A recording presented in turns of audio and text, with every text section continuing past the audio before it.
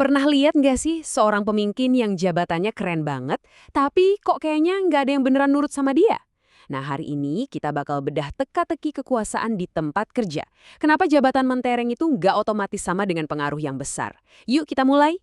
Coba deh bayangin, ada manajer baru, semangat banget, idenya cemerlang, rencananya udah matang. Tapi beberapa bulan kemudian dia kayak mentok. Rencananya nggak jalan, timnya pasif, dan dia ngerasa persis kayak kutipan ini. Raja tanpa mahkota, punya jabatan tapi nggak punya kekuatan apa-apa.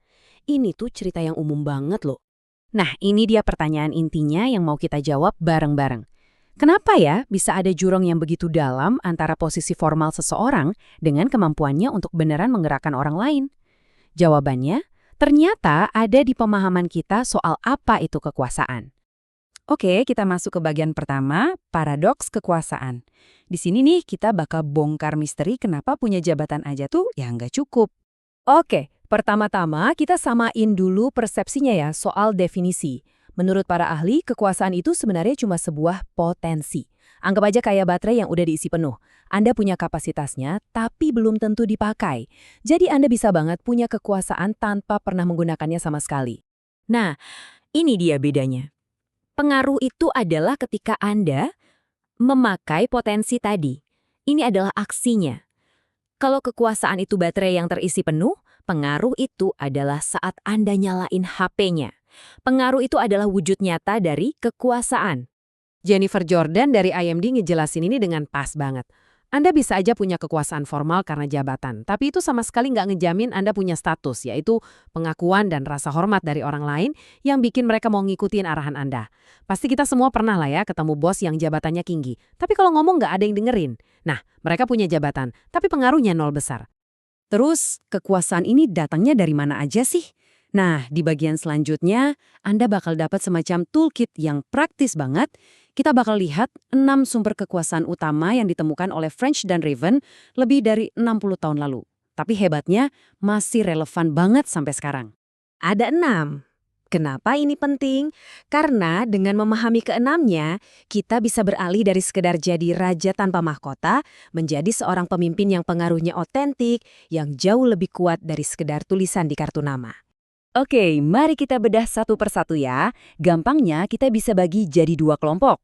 Pertama, kekuasaan yang dikasih sama organisasi, ada paksaan, yaitu kemampuan buat menghukum, imbalan, kemampuan ngasih hadiah, dan legitimasi yang murni datang dari jabatan formal Anda. Nah, yang paling seru justru 3 sisanya, kekuasaan pribadi yang harus Anda bangun sendiri, keahlian dari ilmu dan skill Anda, referensi dari karisma dan rasa hormat orang lain ke Anda, dan informasional karena Anda punya akses ke data penting yang dibutuhkan orang lain. Jadi, ini dia poin krusialnya. Kekuasaan yang paling awet dan paling kuat, yaitu yang berbasis keahlian dan referensi, itu nggak bisa dikasih sama bos Anda. Itu harus Anda raih sendiri. Anda yang harus earn itu lewat kompetensi dan hubungan yang baik. Disinilah letak pengaruh yang sejati. Nah, sekarang coba deh kita refleksi sebentar. Dari 6 sumber tadi, mana sih yang paling sering jadi andalan Anda di kantor? Dan yang lebih penting lagi, ada nggak sumber kekuasaan lain yang kayaknya bisa Anda kembangin lagi biar pengaruh Anda makin kuat? Oke, kita udah tahu sumber kekuasaannya. Langkah selanjutnya, gimana cara pakainya? Di bagian ini, kita akan ngobrolin gimana caranya mengubah potensi itu jadi aksi beneran. Atau kita sebut aja seni mempengaruhi. Ternyata ada banyak cara buat mempengaruhi orang.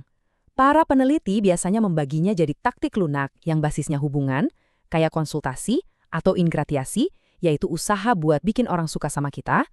Terus ada juga taktik keras yang lebih transaksional, kayak tekanan atau persuasi rasional pakai data dan logika. Nah, yang menarik banget dari slide ini adalah temuan studi terbaru di pemerintahan kota di Amerika. Ternyata loh, di lingkungan yang birokratis, taktik yang paling sering dipakai justru yang keras, pakai aturan dan kebijakan formal buat maksa orang ikut. Ini bukti kalau konteks itu penting banget dalam menentukan taktik mana yang paling efektif. Oke, sekarang yuk kita lihat gimana semua konsep ini bekerja di dunia nyata yang, ya, tahu sendirilah ya, penuh dengan politik kantor. Kita akan bandingkan 2 studi kasus dari perusahaan keluarga untuk melihat betapa besarnya pertaruhan dalam mengelola kekuasaan. Kasus pertama datang dari Handman Group, perusahaan teknologi global dari Jerman. Mereka ini menghadapi tantangan super klasik di perusahaan keluarga. Gimana caranya ngasih tongkat estafet kepemimpinan ke generasi selanjutnya tanpa bikin bisnisnya hancur atau keluarganya berantem?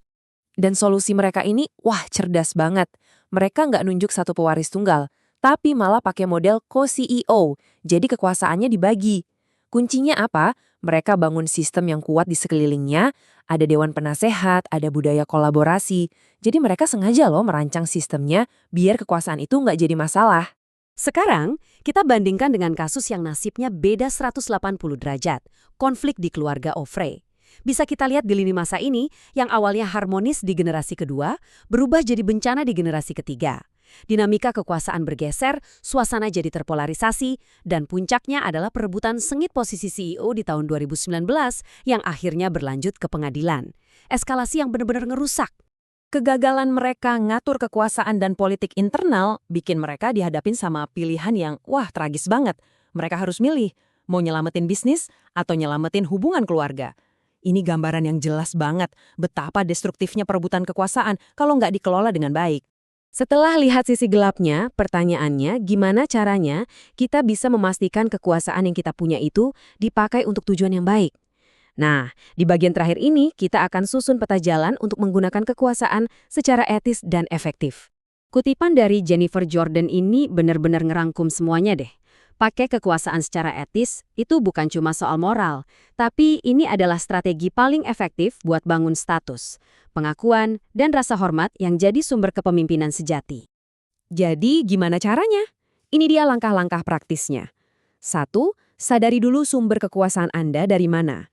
2. Gunakan itu untuk memberdayakan tim, bukan buat ngontrol. 3. Sebisa mungkin, utamakan taktik lunak yang membangun komitmen, bukan sekedar kepatuhan. 4. Bangun kepercayaan lewat transparansi. Dan yang terakhir, dan ini penting banget, ciptakan sistem yang adil biar politik negatif itu susah tumbuh.